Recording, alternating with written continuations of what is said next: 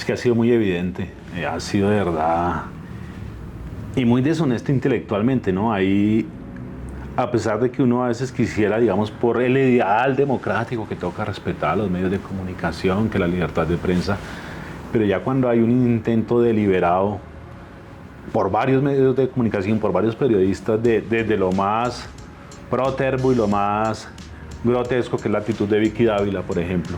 Sí, otros son un poquito más mediditos, pero cuando ya hay una voluntad de desinformar constantemente, pues toca enfrentarlo, ¿sí? Y creo que lo que nos va a tocar estos 2 años, y ahí es una cosa que tenemos que volver a organizarnos, nosotros nos toca combatir la desinformación constantemente y tal vez de una manera un poco más articulada. Ya lo estamos haciendo, pero creo que esto va a arreciar con el paso de los meses. ¿No? El cuento, por ejemplo, el cuento de la expropiación, para empezar. La expropiación existe en el ordenamiento jurídico colombiano. Entonces, cuando Cipleto llega a hablar de una expropiación legal, ahí sí es el acabose. El cuento de la inversión forzosa, eso es el nombre que se le da a eso, así como a un contrato se dice contrato leonino, se le da inversión forzosa.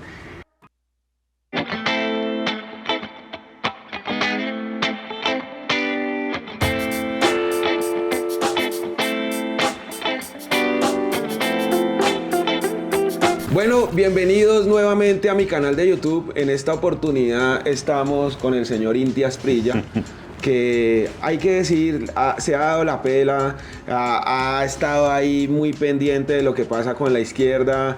Fue una de las personas que ayudó a que Gustavo Petro llegara al poder, y ahora desde el Partido Verde pues está emprendiendo otra lucha, porque el Partido Verde está como partido a la mitad, ¿no, Inti? ¿Qué es lo que pasa? Bueno, bienvenido al canal. Y primero, ¿qué es lo que pasa con el Partido Verde? Y segundo, desde tu puesto como senador de la República, ¿cómo ves el gobierno de Gustavo Petro en estos 2 años? Bueno, Leider, primero un gusto estar acá, hermano. Lo del partido yo creo que es una apuesta que finalmente salió mal, ¿no? El Partido Verde, que tiene su origen en el M19, en su momento planteó una confluencia de sectores alternativos, una especie de unión entre el centro y la izquierda. Eso tuvo sus altos, sus bajos, pero finalmente en lo que fue la segunda vuelta de Gustavo Petro, pues prácticamente todo el Partido Verde apoyó a Gustavo Petro. A medida que fue avanzando el gobierno, hubo sectores del Partido Alianza Verde que se dedicaron básicamente a hacer oposición y a hacer equipo con el uribismo. Y eso se ha vuelto ya prácticamente en una convivencia que es imposible y que es incómoda. Yo en su momento dije, si es por irse me voy yo del Partido Verde. Después dije, no, nos vamos primero nosotras, o nosotras y nosotros. Y hace unos días volvió, digamos, a correr la idea por parte de Jubinao, Catherine, JP. No tengo muy claro si Angélica finalmente quiere, si quiere o no quiere irse, de plantear la decisión. Yo dije, yo les voto favorablemente la decisión. Hay que decir que el Partido Verde, hay un sector de izquierda y hay un sector de centro que permanece en el apoyo al gobierno de Gustavo Petro, y un sector que es ya de oposición, ¿no? Entonces, ese sector de izquierda en el que está, por ejemplo, Ariel, en el que estoy yo, y hay otro sector un poco más de centro en el que está, por ejemplo, Duvalier está ahí. Bueno, Duvalier es un poquito más de izquierda. Está la gente de Amaya, los senadores, la senadora de Amaya, Carolina, representantes por Boyacá, que también tienen una confluencia con el centro, pero están claros de que esto es una apuesta alternativa y que hay que hacer todo lo posible para que al gobierno de Gustavo Petro lo vaya bien. Entonces, estamos nosotros que queremos permanecer en el partido, asumir, digamos, una nueva conducción del Partido Alianza Verde, y ellos que han planteado una decisión, pero que todavía no se han decidido a presentarla formalmente. Bueno, Inti, pero también te quería preguntar, ¿desde cuándo vos empezaste a ver que el Partido Verde empezó como con este comportamiento, digamos, de recibir gente que verdaderamente tiene ideas de derecha, ¿no? Tiene una ideología planteada en el neoliberalismo, pero sobre todo como en esa derecha que podría ser en Colombia un poco fascista, y que apoya movimientos paramilitares, ¿no? Que es verdaderamente como la pelea que has tenido vos, sobre todo que tuvo tu papá y que ha tenido la izquierda en Colombia, ¿no? Tratar de que el paramilitarismo no se incube ahí en la política colombiana. ¿Y tú por quién lo dices? Bueno, Yo lo digo verdaderamente por las últimas posturas que ha tenido Claudia López, por lo que ha pasado con Angélica Lozano, por lo que defiende ahora mismo la señora Katy Jubinao, por lo que hizo Catherine Miranda y claramente por la llegada de JP, ¿no? Sí. JP es un hombre que ha dicho claramente que apoya lo que está haciendo Bukele en El Salvador, lo que está haciendo Milei en Argentina, y él sigue, digamos, a políticos de derecha, ¿no? Su ídolo político es Álvaro Uribe Vélez y ahora está mangualado con María Fernanda Cabal e incluso con Paloma Valencia, ¿no? Que es gente que representa la derecha dura del país. Bueno, a ver, yo hice una promesa que iba a tratar de mantener este diálogo con ellos de manera respetuosa y lo voy a hacer de manera respetuosa y calmar un poco el Inti más calmado, ¿no? Estás muy tranquilo, ¿no? Sí, estoy muy tranquilo, ya los años van pesando.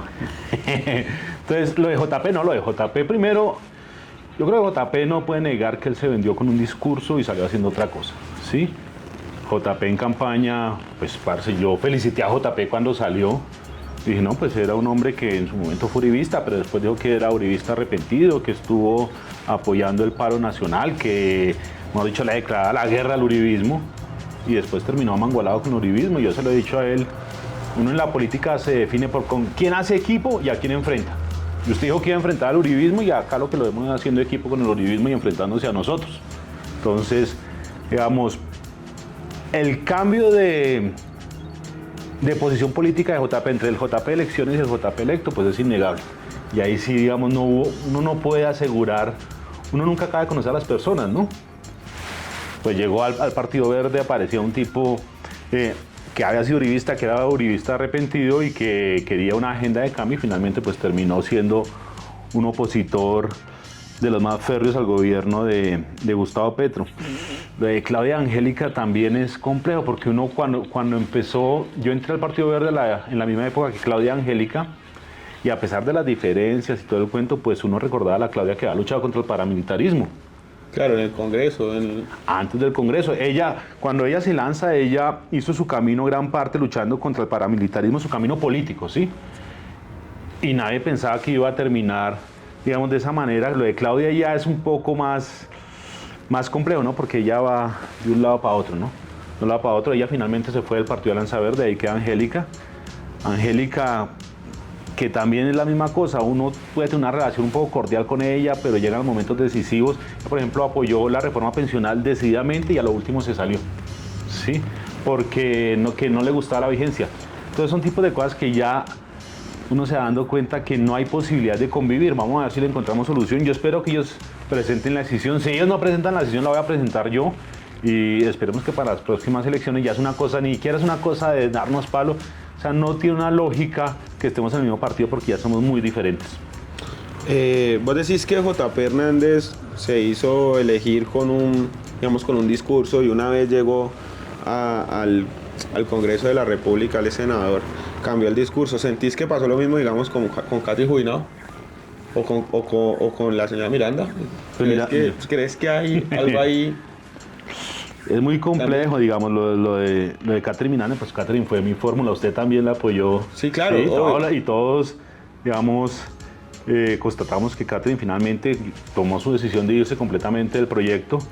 Yo le decía ahí en su momento, digamos, uno puede tener diferencias con el proyecto, pero hay maneras de plantear las diferencias con el proyecto, no irse completamente al otro lado. Ya ella tomó una decisión. No podía prever cuando fuimos fórmula que eso iba a pasar de esa manera y pues ya el camino político de Catherine Miranda es completamente aparte del mío.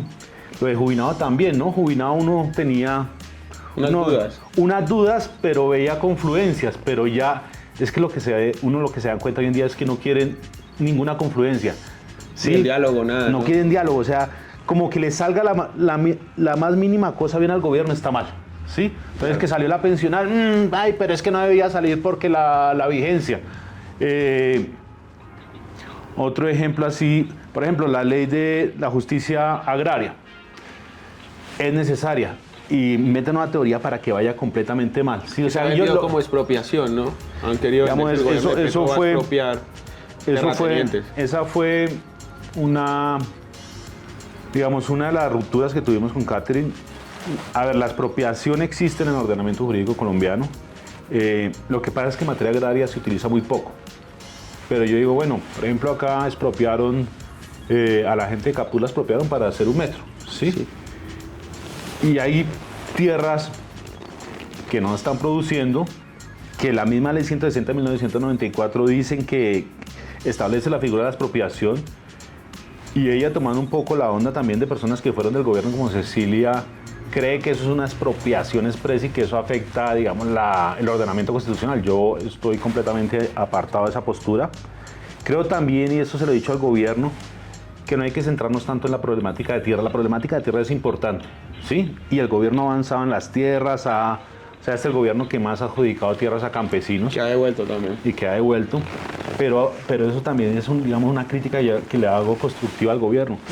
Yo soy de ascendencia campesina, yo soy agrodescendiente. Mi abuela, mi abuelo eran campesinos, mi mamá era campesina antes de llegar acá y hacer la carrera de enfermería en la Universidad Nacional.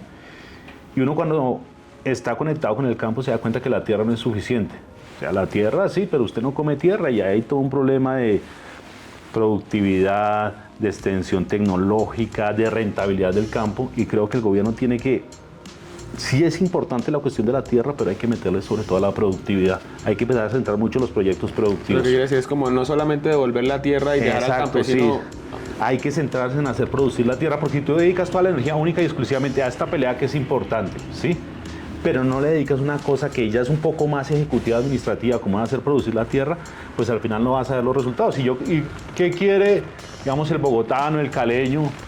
Pues ¿para qué la tierra? Pues para que la comida sea más barata, hermano. Sí, ¿de qué nos beneficia la reforma? A mí, que vivo en Ciudad Bolívar, en Usme o en Chapinero, ¿a mí de qué me sirve que devuelvan tierra si no veo que la comida baja? Entonces creo que sí, el gobierno tiene que meterle un poco más de énfasis a eso.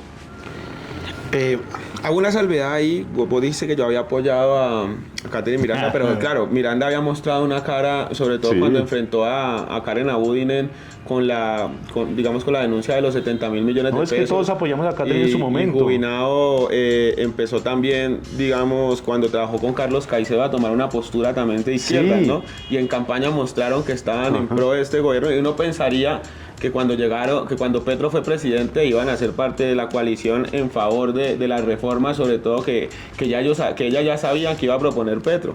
Entonces ya uno queda ahí como desfigurado, como, no sé, consternado un poco. Incluso a Catherine la vi muy activa en el apoyo al gobierno en sus comienzos.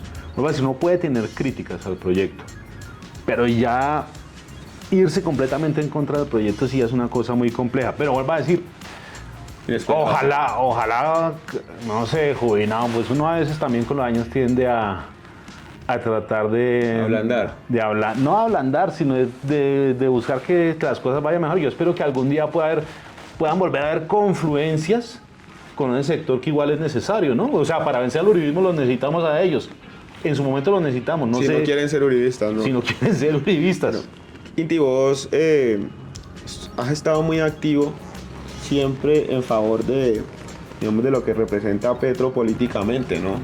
Incluso mucha gente te ha asociado como una persona cercana a Petro, y algunos hasta han creído que vos eras parte del pacto histórico, ¿no? Sí, claro. No que estabas en el Partido Verde, sino que ibas a estar en la lista cerrada del pacto. En el 2018 también apoyaste mucho, y bueno, hay un sector de la gente, sobre todo joven, de izquierda, que es un referente, ¿no? Como un líder político de avanzada dentro del progresismo, por la historia política que también te representa. Vos en estos 2 años, ¿cómo has visto el gobierno? Vos entendías que estas reformas eran las que se iban a hacer, vos leíste, sí, claro, no, eso era todo bueno. Lo tenías claro. ¿Qué crees que se ha hecho bien y cuáles son las cosas que no te han gustado? Parce, eso es complejo decir. Digamos, a mí no me gustó al comienzo ver a gente empoderada por encima de nosotros, lo digo con total sinceridad, sí, del santismo. A mí no me gustó ver un Benedetti empoderado, a mí no me gustó ver a un Roy empoderado que creía que venía a mandar sobre nosotros. A mí no me gustó, pero era también en su momento necesario. Creo también que hay que buscar que las decisiones se tomen de una manera un poco más orgánica, ¿no? Que no sea que Petro con los ministros toma decisiones, sino que tomemos las decisiones pues con los que fuimos los alfiles políticos. No, se han tomado las reformas que presentaron, pues obviamente eso era el proyecto de gobierno y todo eso, pero cómo dar la batalla política que igual continúa con el uribismo y con el establecimiento del país, creo que sí nos falta un poco más de hacerlo de una manera un poco más orgánica, más como tomar las decisiones en grupo.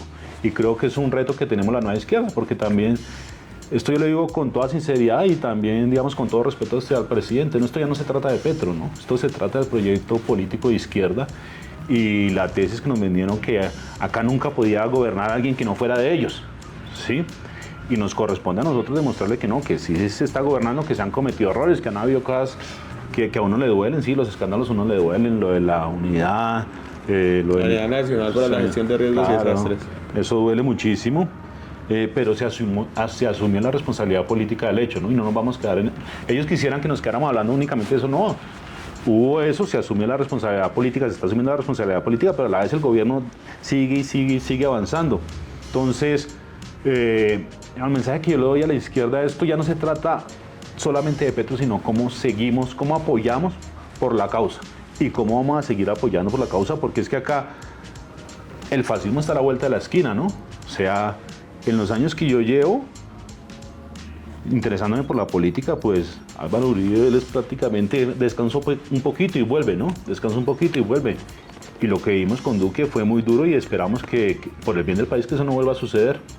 Sí, en cuanto a las reformas, digamos, la única que se ha podido, digamos, hacer bien es la reforma pensional, ¿no? Que ese ha sido el logro y la bandera del gobierno durante estos 2 años.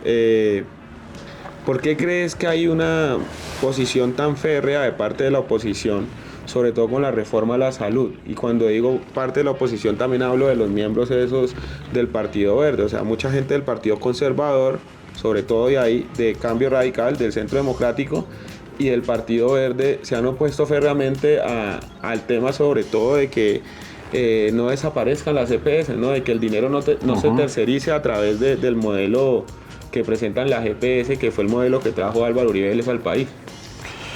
Mano, porque ahí sí, por ejemplo, yo creo que hay que empezar a distinguir entre lo que uno quiere y lo que es posible por el bien de las personas.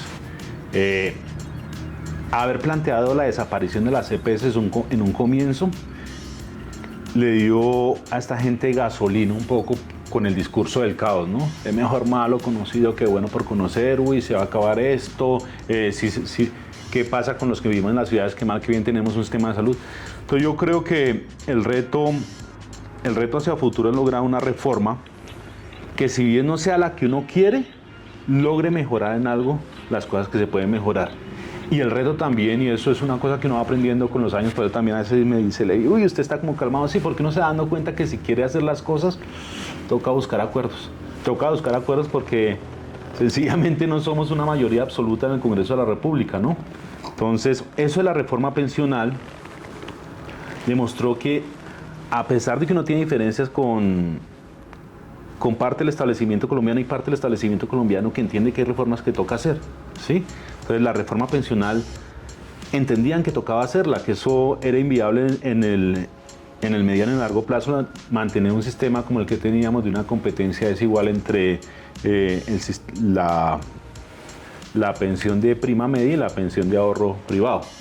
Entonces, yo creo que se va a presentar, no va a ser la reforma que uno hubiera querido, pero sí es unas cosas que uno va aprendiendo con los años, ¿no? A veces es importante avanzar algo, lograr que eso se materialice y después mirar qué más se puede avanzar y no tirar a hacer todo de una vez, porque nos pasó lo que se logró, que igual fue una victoria de ellos, ¿no? Porque lograron instaurar la narrativa del caos, que igual gente que ha votado por Gustavo Petro le creyó a la narrativa del caos. Entonces toca ser un poco más mesurados en los objetivos, pero que se logren verdaderamente. La reforma a la salud, digamos, ha mostrado mucho la cara de verdaderamente quiénes son los políticos en Colombia, ¿no? Que muchas veces los senadores están ahí no presentando proyectos de ley ni legislando para el pueblo que los eligió, sino claramente demostrando el favor que le están haciendo o el favor que le están devolviendo, sobre todo a las maquinarias que los eligen, ¿no? ¿Vos crees sinceramente que de la plata que el Estado le pasa a la EPS para la salud de los colombianos se ha sacado para financiar proyectos y campañas políticas? Pues eso es obvio, ¿no? Es obvio, por ejemplo, que Por ejemplo, lo que fue la nueva EPS, pues la manejaba Vargas Lleras a través de su hermano y ahí se están descubriendo a medida que se toma control del sistema de salud. Por ejemplo, en la nueva EPS, pues uno se va dando cuenta de la magnitud de las cosas que estaban escondiendo. Ese negocio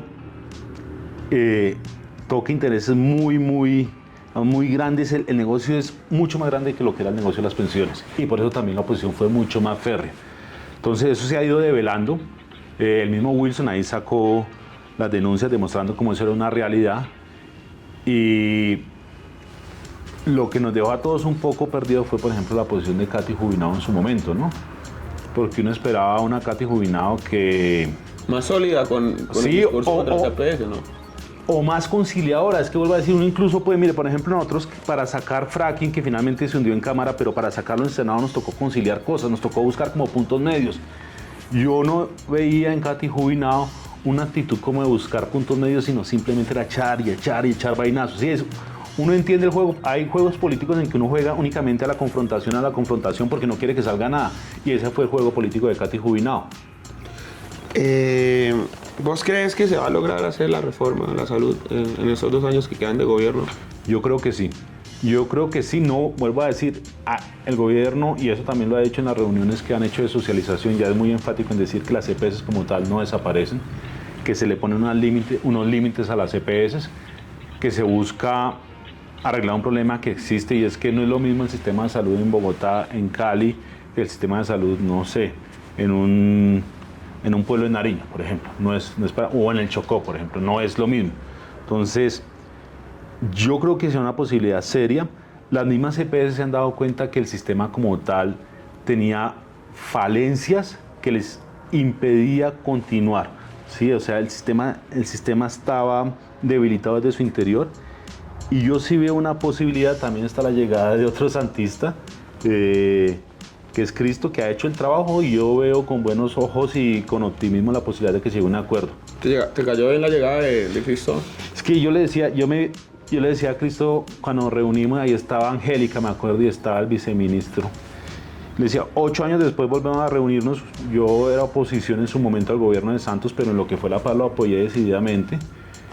Hoy está él en el gobierno y... Ocupando el mismo puesto, ¿no? Ocupando exactamente el mismo puesto, y le dije, bueno, pues ahora nos tocó caminar en algunas cosas juntos, y creo que eso es bueno, pero en la medida que no se desconozcan los liderazgos de izquierda, ¿sí? En la medida, y eso yo lo he reconocido en Cristo, no he visto una actitud de avasallar, de pasar por encima de quienes defendimos el proyecto desde sus comienzos, porque sí hay que buscar puentes y él está haciendo la tarea.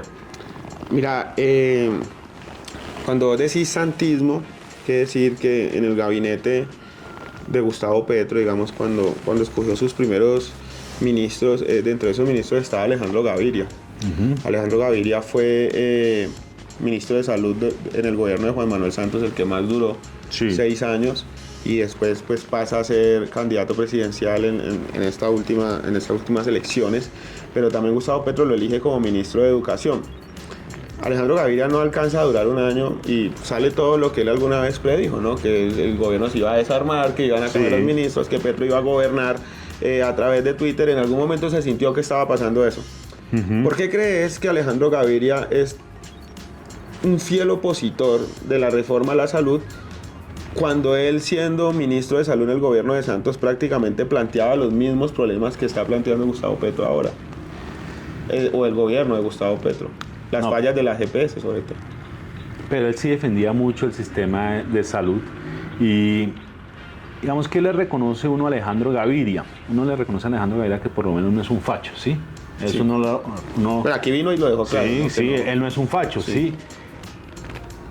Y sí es una cosa que va a tocar irse replanteando, y yo sí creo que hay que mantener puentes de entendimiento con el establecimiento no fascista del país, para decirlo en esos términos. Pero que sigue siendo establecimiento. Pero sigue siendo establecimiento, pero hay que mantener unos puentes de comunicación con ellos. Yo a Alejandro Gaviria le reconozco que no es facho, pero sí él era muy defensor del sistema. Yo me acuerdo, por ejemplo, con Alejandro Gaviria, una cosa que los que estamos en Bogotá nos acordamos: cuando Peñalosa subió, a mí me tocó empezar a hacer oposición duro, no tanto a Santos, sino a Peñalosa, y después a Duque, ¿no?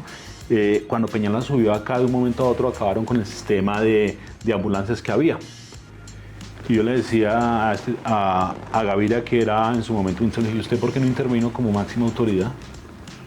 O sea, acá la gente se quedaba 3, 4, había gente que se moría en la calle y me dijo, sí, tienes razón, lo decía pues obviamente en el ámbito privado. Entonces uno constata, por ejemplo, la actitud de un tipo como Alejandro Gaviria frente a las EPS y frente al establecimiento de salud, a la actitud de una persona como el superintendente actual que tenemos, Leal, que va y frentea y mira qué es lo que está pasando. Entonces, con ese establecimiento tenemos, digamos, por lo menos nos une que rechazamos el fascismo, pero en lo que tiene que ver con las causas del desequilibrio estructural que tenemos social en nuestro país, ahí cuando llega el momento de tomar decisiones nos distanciamos. Y ahí la convivencia se vuelve prácticamente imposible. Bueno, aquí hay que dejarlo claro, ha habido un ataque, creo que bien organizado, de parte del brazo mediático del aparato de poder hegemónico en Colombia, ¿no? El brazo mediático son los canales que pertenecen a los banqueros y a los megaempresarios, a los poderosos, a la élite colombiana. Y yo creo que los periodistas y los medios tradicionales sí han jugado un papel importante, sobre todo en desestabilizar a este gobierno, ¿no? En el ataque constante a la persona, no al presidente, sino a la persona, a quien es Gustavo Petro, y al proyecto político, yo creo que desglosando cada uno de los miembros y atacándolos a uno por uno. Vos en algún momento también has sentido ese ataque. Sí. ¿Vos crees que los medios de comunicación han colaborado con el pánico mediático y con el pánico económico en Colombia? Bueno, en algún momento dijeron, perdóname, que Petro iba a expropiar los ahorros, sí, que Petro iba a meter el 5 por mil, que Petro se iba a quedar con las pensiones de los colombianos, que Petro había acabado con el tráfico aéreo colombiano, o sea, con los vuelos nacionales.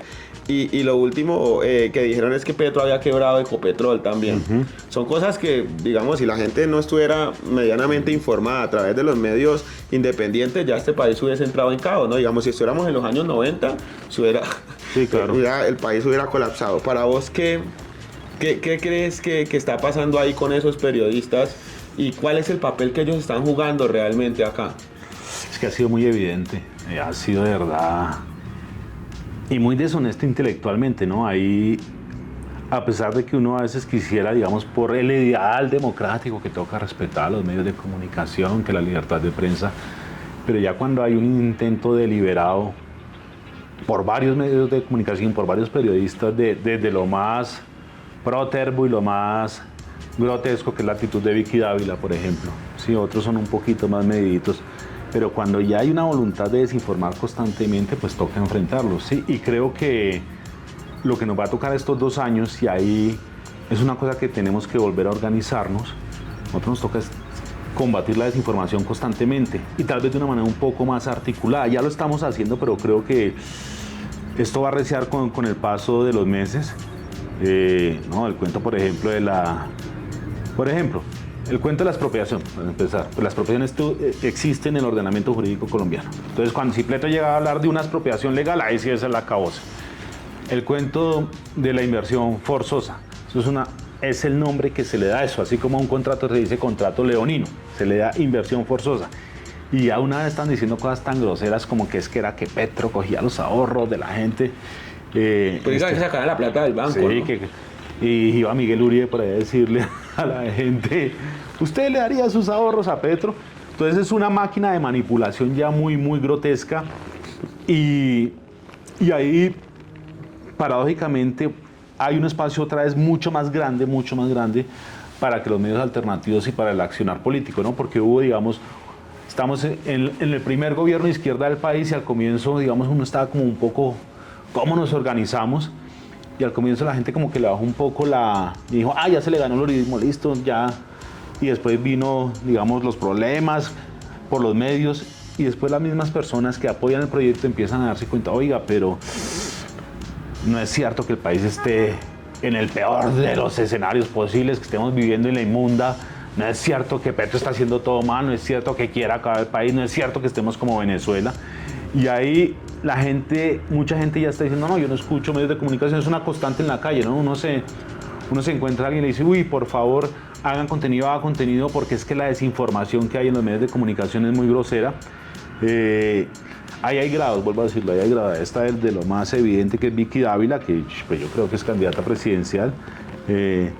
A gente un poquito más moderadita, pero que también muestra una cierta hazaña contra el gobierno. Y uno también se da cuenta, cuando asiste a los espacios, la diferencia que hay en un trato hacia un hombre como Miguel Uribe o Paloma Valencia, o la diferencia que hay en un trato hacia mí.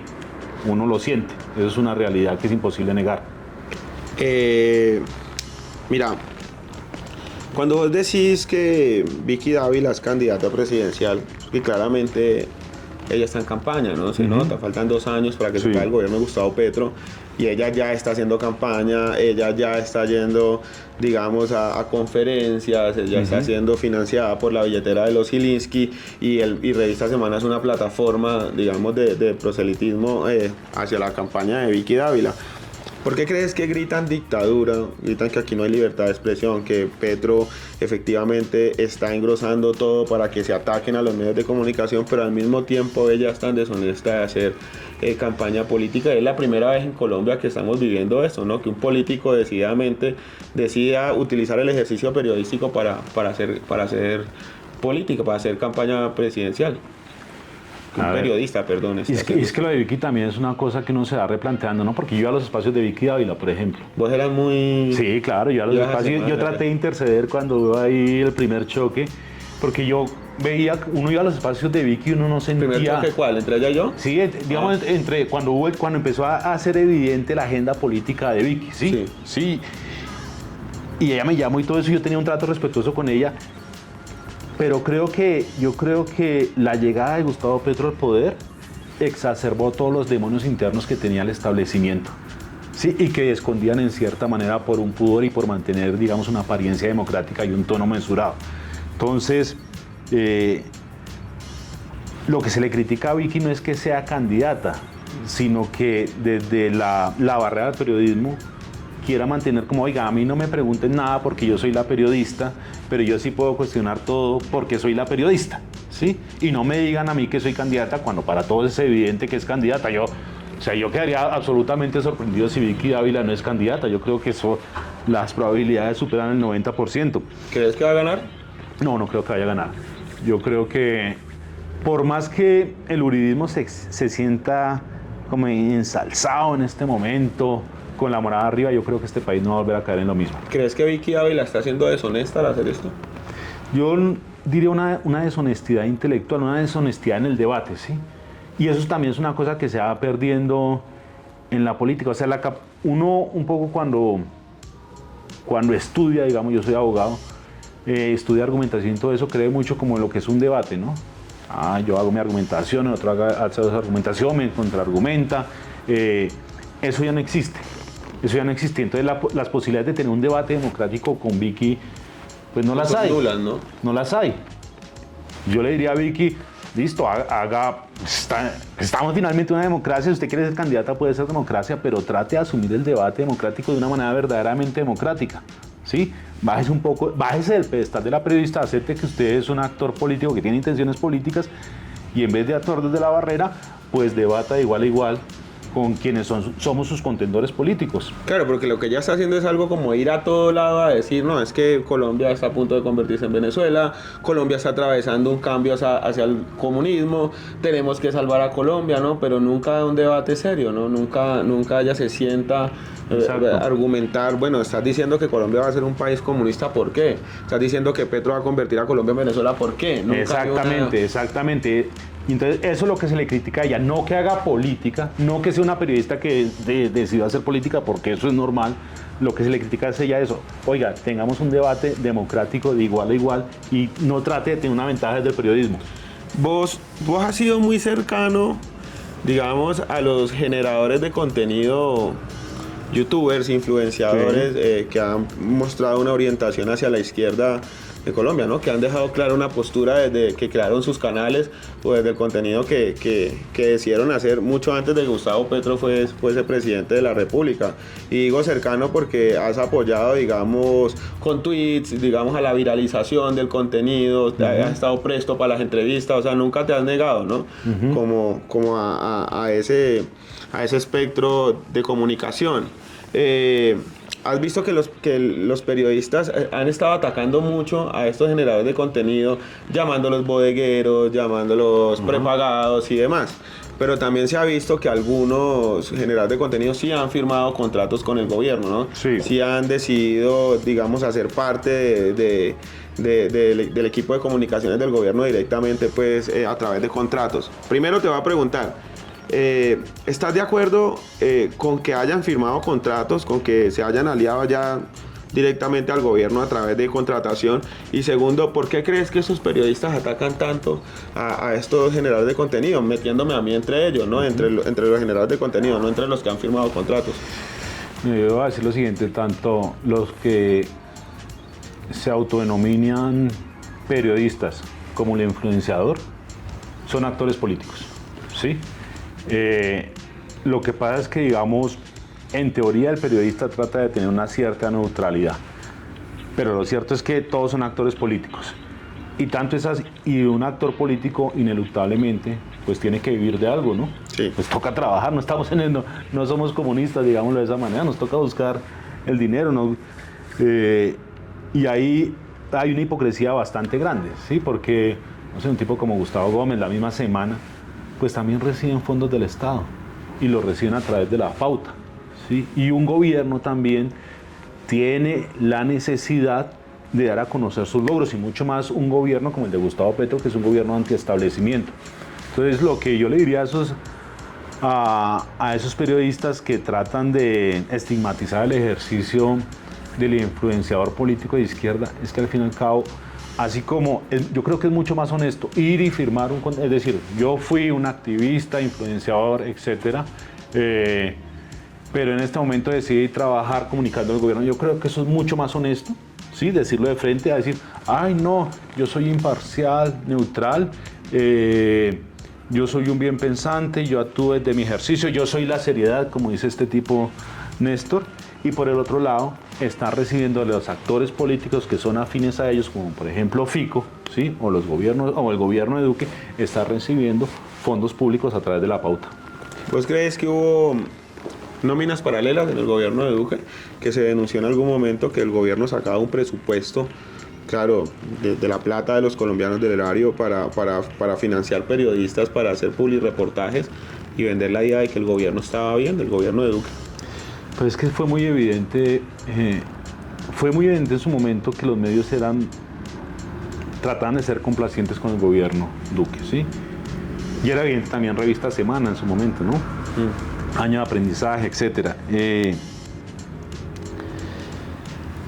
es lo que pasa ahí? Vuelvo a decir que hay una falta de transparencia hacia el ciudadano. Se quiere posar como el impoluto, el que no tiene mácula, pero se está bajo una agenda política. Entonces yo no diría como tal o sea, hay casos concretos de corrupción en el gobierno de Iván Duque, hay casos evidentes también de llegada de fondos públicos para medios de comunicación, y lo que yo diría es que acá todos están haciendo un ejercicio político, el influenciador de izquierda lo hace de manera, digamos, frentera, lo hace honestamente, mientras el otro trata bajo la barrera del periodismo de actuar solapadamente. Inti, quedan 2 años, estamos en la mitad del gobierno de Gustavo Petro. Hay encuestas que salen de estos mismos medios tradicionales que dicen que Gustavo Petro está bajando más la popularidad y la aprobación, ¿no? La última que salió, Gustavo Petro está en un 28% de aceptación, pues, y en un 66% de que nadie lo quiere en el país. Es lo que repite constantemente Caracol, RCN, El Tiempo, Semana, Blue Radio, bueno, los medios tradicionales. ¿Vos crees que en realidad es así, que Petro es un presidente impopular? No, a ver, yo creo que es innegable que una parte de la gente que votó por Petro, que se ha distanciado del proyecto, por X o Y motivos, ¿sí? Incluso de los actores políticos que apoyaron a Gustavo Petro. Pero que hay una base social que tiene el progresismo hoy en día que hace 10, 15 años no lo tenía, es innegable también. Esta imagen a mí sí me hace dudar mucho que sea de esa magnitud la baja de popularidad del presidente Petro, porque uno va en la calle, lo siente, etcétera. Pero sí es innegable que hay una parte de la población que nos apoyó, que ha bajado su apoyo. y creo que es una tarea también que tenemos que intentar, pues desde la honestidad. No, tampoco es que no vamos a hacer nada no vamos a presentar una reforma a la salud para que no nos den palo, no, pues toca volver a presentar la reforma, pero sí hay que tratar de seducir otra vez a esa gente que nos apoyó, que tiene sus reservas válidas o no frente a nosotros, pero que igual fueron importantes. Sí, yo creo que uno debe tratar siempre con mucho respeto al elector y buscar de qué manera esas personas vuelven a apoyar al gobierno de Gustavo Petro. Ahora, ¿qué es lo que pasa? Que tenemos un ejercicio constante de desinformación que no ayuda a eso, pero también pasa que ha sido tan grosero y tan grotesco el ejercicio de desinformación que las mismas personas se van dando cuenta que las cosas no son tan malas como se las quieren hacer ver y que hay muchas cosas buenas que se están haciendo. ¿Qué no te ha gustado de Gustavo Petro en sus alocuciones o en sus salidas repentinas o en su manejo de redes sociales? A ver, te lo digo porque es que todos los ataques que salen desde la oposición, es que está bien, yo creo que está bien organizada. Cuando digo bien organizada es, por un lado están los políticos de oposición, por un lado los periodistas, por otro lado las cabezas representantes que siempre han gobernado el país. Yo creo que los patrones de esos partidos, Vargas Lleras, Álvaro Uribe, Andrés Pastrana, César Gaviria, y todos empiezan desde ahí, ¿no? Desde algo que dijo Gustavo Petro, que normalmente lo dice en Twitter o en alguna locución. Cuando Petro va a cualquier parte, le dan un micrófono, dice cualquier cosa, por poner un ejemplo, y ahí empieza el escándalo, ¿no? Que se puede extender una semana y media. ¿Crees que está bien que el presidente sea tan frentero y directo y diga todo, o crees que debería tener un lenguaje que no genere, digamos, tanta tensión dentro de esa gente que hace oposición? Es que lo que yo le diría al presidente, y digamos, pues también voy a hablar un poco, una personalidad como la suya y como la mía, nosotros somos espíritus críticos y espíritus rebeldes, ¿no? No es que apoyemos a Petro porque es Petro y que porque es Petro vamos a decir que sí, que vamos a hacer la caja de resonancia inmediatamente de él. Yo sí tengo una crítica, que hay que ser mucho más organizados y estratégicos al momento de dar las luchas políticas, ¿sí? Y finalmente esto de la inversión forzosa pues terminó saliendo bien, ¿sí? Pero pues hubo como un día que lanzó Petro la propuesta, no la conocíamos, tocó empezar a, oiga, ¿qué tipo de inversión forzosa es la que está hablando? Como si tratar de que se dieran, cuando se lanzan las propuestas, se hagan de la manera más asertiva posible y que le dé la menor cantidad de papaya o combustible a estos tipos para que desinformen. Porque cualquier frase, cualquier cosa que no se sea muy claro, muy asertivo, van a cogerla para desinformar. También van a desinformar si se hace, así se digan las cosas de la manera más clara, pero sí tratar de darles el menor margen posible para que hagan lo que están haciendo.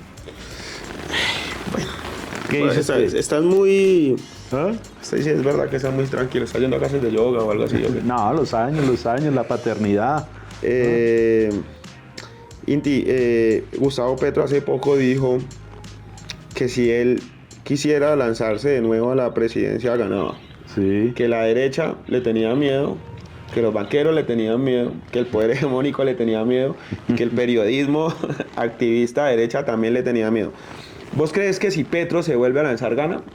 O si el que dice Petro, si Petro escoge a alguien, ese gana también, como él lo dejó ahí en esa salida, hay que decir, eufórica que suele tener el presidente? A ver, digamos, cuando usted es gobierno, ineluctablemente su capital político se empieza a desgastar, ¿sí? Pero la figura de Gustavo Petro sigue siendo una figura muy, muy fuerte en el país. Ahora, ¿qué es lo que pasa? Yo lo que creo es que el progresismo como tal sigue teniendo todas las posibilidades de plantarle cara al fascismo del país, ¿sí? Y en ese orden de ideas, si las elecciones fuera mañana, sí tenemos cómo hacerles frente. Por lo menos en segunda vuelta estamos, y eso es recontra seguro, ¿no? Porque, ahí sí es la gran pregunta, ¿con quién estaríamos en segunda vuelta? Estamos hablando de que es un progresismo por el que la gente va a votar independientemente de quién sea. Si nosotros estamos en segunda vuelta, eso es seguro. Sí. O sea, incluso si fuera hoy con un capital político, que le pasa a todos los gobiernos, que hay un momento que el capital político se gasta, pero después hay que mirar cómo se va recuperando, estamos en segunda vuelta. ¿Con quién estamos en segunda vuelta? Esa sí ya es otra pregunta. Sí, con el centro a la derecha. Yo creo que estamos más con el centro en una segunda vuelta, compitiendo contra el centro. A Francia Márquez se le ha criticado por el Ministerio de la Igualdad, porque ha sido un ministerio que no ha ejecutado, yo creo, el presupuesto que se le ha dado, que es uno de los más altos. Se ha ejecutado entre el 1 y el 3% sí. Del presupuesto, pero también se le ha criticado las formas en las que ella responde, ¿no? Cuando le preguntan algo, que es una Francia que yo creo que está altiva, pero es también por tanto ataque, ¿no? Yo creo que Francia ha sido de las personas más atacadas en este país por parte del periodismo también de ultraderecha. ¿A vos te ha gustado la gestión de Francia como vicepresidenta? ¿Tenés algo por decirle o cómo es lo tuyo con la vicepresidenta? No, pues yo con Francia tengo una relación cordial. Para mí fue muy importante la victoria de Francia. Digamos, creo que ese tema de la ejecución tiene que resolverlo rápidamente. Pero también uno se da cuenta que en este país hay un clasismo y un racismo estructural. Eso es innegable, ¿no? Ofende mucho desde ahí, ¿no? Sí, ofende mucho, y entonces como ofende y como la atacan, pues ella también actúa, digamos, un poco en modo de defensa, ¿no? Por ejemplo, este cuento del correo. O sea, Francia finalmente tiene razón. Terminó teniendo la razón. Terminó, pero ahí qué es lo que pasa. Y es por eso que usted me dice mucho, oiga, Inti, usted está muy calmado. Es que yo sí creo que, y por eso también yo a veces trato un poco ya de mensurar, porque sí creo que cuando se es gobierno hay que ser como muy asertivo para que estas personas no puedan malinformar o tergiversar las cosas. Entonces, sí hubiera podido decirlo un poco mejor, pero finalmente tenía la razón, finalmente dijo la verdad, y terminaron fue quedándose con eso de que dijo, ya no es mi culpa. Pues sí, en realidad no es su culpa, pero es esa hipocresía, ¿sí? Esa hipocresía, ese clasismo estructural que hay, que les molesta que una persona les hable de tú a tú. Claro, mira, en el gobierno de Uribe, el vicepresidente fue uno de los vicepresidentes, fue el señor Pacho Santos. Sí. En el de Santos fue Vargas Lleras y en el de Duque fue Marta Lucía Ramírez. Esas tres personalidades dentro de la política colombiana han tenido temas que rayan con la corrupción, ¿no? Pacho Santos, reuniones con Mancuso, creación de grupos paramilitares, Vargas Lleras y su hermano quedándose con el dinero de la CPS, de la salud, siendo investigados por eso, y Marta Lucía Ramírez en negocios directos con Memo Fantasma, ¿no? Sí. Digamos, los medios de comunicación frente a estas situaciones fueron muy muy blandos, pero a Francia Márquez la molestan por cosas como que se montó en un helicóptero, porque si Francia Márquez no anda con un esquema de seguridad, posiblemente sí reciba atentados. Que Francia Márquez contestó muy mal, que porque ya ahora se le sube el poder a la cabeza, que Francia Márquez pone a que le alcen un bolso. O sea, son cosas minúsculas comparadas con otras figuras vicepresidenciales, ¿no? Pues lo que te digo es ese clasismo y ese racismo estructural, que sí, uno podría decir, oye, trate de responder mejor la próxima vez, pero eso finalmente es una pendejada. O sea, en términos coloquiales es una pendejada. Y se quedan con ataques bobos, ¿sí? Y estigmatizan y quieren volver a Francia, digamos, una persona que le dan palo constantemente cuando precisamente había cosas mucho más graves de estos vicepresidentes anteriormente, y este tipo Pacho Santos, que es una cosa también grotesca. Es amigo de la casa. Que por ahí fue y le cascó a un militar, ¿no? Sí, no, eso es de todo. Pero es que, por ejemplo, eso es una muestra de la morronguería de este país, ¿no? Entonces sale Pachito Santos a decir, ay, vamos a marchar porque el ministro de Educación alguna vez escribió groserías en su Twitter, nos vemos en la Plaza de Bolívar. Listo, nos vemos en la Plaza de Bolívar y después en la Plaza de Bolívar ahí le pega, va y casca a alguien que... Y empieza a decir groserías. Y empieza a decir groserías también. Entonces ahí sí uno se da cuenta de lo morrongo que es, ¿no? Critica a una persona por una violencia en las groserías y al otro día el tipo va y ejerce violencia física contra un ciudadano. Mira, lo otro también, ya como para ir acabando la entrevista, es que la mayoría de gente dice, no, es que Petro quebró al país, que es que Petro acabó con todo, pero después salen, digamos, salen del Banco de la República a decir lo de la inflación. La inflación. Sale Gustavo Petro haciendo alianzas con el Grupo Éxito, sale lo del préstamo de estos millones de dólares para la inversión económica en Colombia, sale que pues, el dólar entra en una estabilidad, yo creo, no como la dejó el gobierno de Iván Duque. Entonces uno dice, los precios bajan también, Sí. la entrega de tierras, bueno, entonces uno dice, se estabiliza el precio de los combustibles, que eso era un problema que tocaba en Colombia desde hace mucho tiempo. Entonces uno dice, ¿por dónde es que se está quebrando la economía o está quebrando el país? ¿De dónde sacan esto y por qué lo sostienen? No, es que ya volvemos lo que es la morronguería. Mire, yo estoy seguro que, por ejemplo, acá, digamos en Bogotá, hay cientos digamos, de clase alta, no súper alta, pero clase alta, sí, que por ejemplo tienen sus inversiones en apartamentos. Y son de los que echan pestes y pestes, no, es que este gobierno, no sé qué, y son los que viven felices porque ahora los departamentos les rentan un jurgo de plata porque el turismo subió. Y esa misma gente entonces está feliz recibiendo plata porque el gringo, el francés, el holandés viene acá a Colombia, le renta el apartamento en euros, en dólares. Y cuando Gustavo Petro estaba en Davos, uy, no, pero ¿cómo se va a gastar la plata en Davos? Cuando Francia Márquez estaba con los duques, ay, pero mire, ¿por qué está hablando con los duques? ¿Sí me entiendes? Esa morronguería y esa hipocresía tan ramplona que tienen y finalmente están recibiendo dinero, ¿sí? Y también es un poco lo grotesco del ejercicio.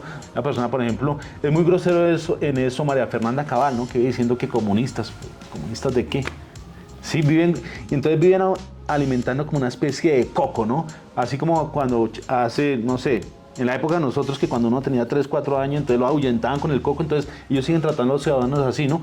Ojo, que esos son comunistas, ojo, ay, esos comunistas lo que quieren es acabar con el capital. No, nosotros no somos comunistas, acá lo que queremos es un capitalismo social con un Estado responsable. Y a medida que van pasando los años, el mismo discurso se les va cayendo. Sí, digamos, gente como María Fernanda Cabal, su esposo José Félix Laforí y el mismo Álvaro Uribe Vélez, pues que profesan un neoliberalismo, un capitalismo, pues, y hablan claramente de que Gustavo Petro es comunista, estaban hablando, yo creo que por meterle susto al país también, que iban a vender sus propiedades y sus fincas porque no tenían con qué pagar el impuesto predial, ¿no? Entonces uno dice, pero entonces ¿dónde está el capitalismo? Y ahí está, por ejemplo, el hijo de la Cabal, que no sé ni cómo se llama, que iba echando Cabalcito. Están recibiendo plata berracamente, están exportando vacas a China y están felices con las relaciones con China, que es un país comunista. ¿Sí? Entonces ahí está esa berraca morronguería, hipocresía, están recibiendo plata. Entonces ahí uno se da cuenta, finalmente lo que tienen es un odio de clase, un odio a la otra persona y viven alimentando su discurso. Y una ganas de poder también. Sí, y quieren que uno sea lo que... Ellos les emberraca mucho que nosotros no seamos lo que ellos piensan que somos, ¿sí? Ay, ese es comunista. No, parce, no soy comunista. Ay, es un irresponsable de economía. No sé, es irresponsable con la economía porque mire incluso cómo va. Y hay un dato que a ellos les va a doler mucho y es una cosa también con lo que tiene que ver con los ciclos económicos. Los últimos 2 años de gobierno de Gustavo Petro ineluctablemente van a ser de mayor crecimiento económico porque venimos de una contracción en las tasas de interés para controlar la inflación, una estabilización de los gastos que fue responsable del gobierno de Gustavo Petro y a final de este año y el otro año las tasas de interés van a tener que seguir bajando porque ya no hay inflación y va a haber un crecimiento económico que a los tipos les va a callar la boca. Y para acabar, yo creo ya, para darle el fin a la entrevista, vos te has enfrentado a 3 congresistas de la República, digamos, has tenido encuentros en redes y lo que dicen aquí ya popularmente como peinada, que son Miguel Polo Polo, JP y el señor Miguel Uribe Turbay, ¿no? Polo Polo es uno de los congresistas que más falta, ¿no? en la Cámara de Representantes, sí. Que más se ausenta, que es yo creo el más vago de todos, que no presenta proyectos de ley y que vive de escándalo en escándalo. JP Hernández es otro que no presenta proyectos de ley tampoco. Pero sí va a trabajar, ¿no? Uno tiene que ser honesto. Él sí va a trabajar. Él sí va a trabajar. Eso pero yo le tengo todas las críticas del mundo al hombre. ¿No? Yo le tengo todas las críticas del mundo al hombre, pero él va a trabajar. Sí, eso sí.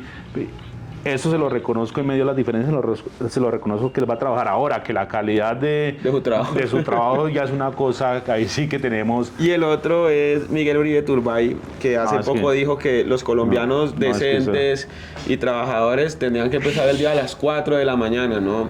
Que porque a las 4 de la mañana es que empezaba la productividad, ¿no? Que el que no, pues prácticamente el discurso Uribe de trabajar y trabajar. Yo se lo saqué, o sea, eso fue muy grosero porque el día que Miguel Uribe publicó ese video, ese día el presidente del Senado, Efraín Cepeda, conservador, uniéndose al pánico de los aviones, del combustible de los aviones, le dijo, ay, es que hay senadores atrapados en región, entonces vamos a hacer una sesión mixta. Entonces unos pues, los que quieran van presencial y los que quieran van mixto. Entonces y van, se conectan por Zoom. Entonces usted qué veía, usted iba al Senado de la República, había 20, 15 senadores, y usted iba a la Cámara de Representantes y había 170 representantes a la Cámara. Y entonces, ¿qué hizo ese día Miguel Uribe? Que para mí fue muy grosero. Estábamos citados a las 3, a las 4 le echó un discurso. Yo calculo que él se fue más o menos a las 5 y 6, y a las 7 que nos tocaba votar si seguíamos en sesión permanente, el tipo ya no estaba en la plenaria, sino que estaba para allá diciendo en la plataforma, voto sí, voto sí, voto sí. Entonces un tipo que le dice, oiga, el sacrificio, la disciplina, así tenemos, todo, pero él no es capaz de tener la berraca disciplina de quedarse 4 horas en la plenaria cuando solo toca estar 2 días por semana. Y el día que le tocaba estar no fue capaz ni siquiera de quedarse 3 horas. No trabaja. Pues ahí está la muestra de lo que quieren decirle a la gente y lo que hacen en realidad. Y además que es un hombre que al que la vida se le ha dado muy fácil, ¿no? Digo que él sí se levantaba temprano, pero a trotar, ¿no? Para entrenar para la media maratón y bueno, y le ha caído todo ahí. Inti, ¿no? Pues muchas gracias por estar acá, muchas gracias por venir a este canal, muchas gracias por apoyar a los medios independientes y por la labor que estás haciendo allá en el Congreso, sobre todo pues ahora que ya pasaste de ser representante de la Cámara a senador de la República. Sí, ahí estamos haciendo la tarea.